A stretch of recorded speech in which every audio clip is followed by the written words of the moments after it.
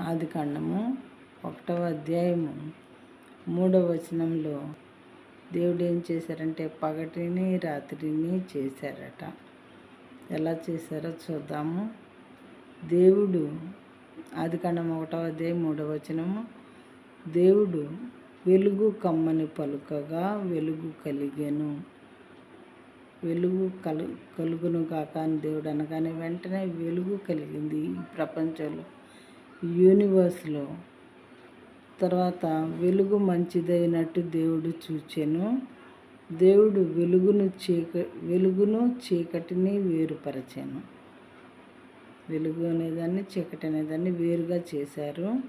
దేవుడు వెలుగునకు పగలనియు చీకటికి రాత్రి అనియు పేర్లు పెట్టాను. అస్తమయమును ఉదయమును కలుగగా ఒక దినమాయెను.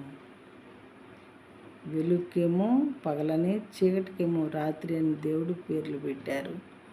ఆదిలో మన దేవుడు పెట్టినటువంటి ఆ పేర్లే ఇప్పటి వరకు కూడా, ఇంతకాలం అప్పటికి కూడా అవే పేర్లతో మనం పిలుస్తూ ఉన్నాము. పగలని, రాత్రి అని. అంటే దేవుడు ఉన్నట్లా లేదా లేనట్లా మనం అర్థం చేసుకోవాలి. సత్యమైనది వాక్యము. దాన్ని నమ్మితే మనకు మేలు జరుగుతుంది.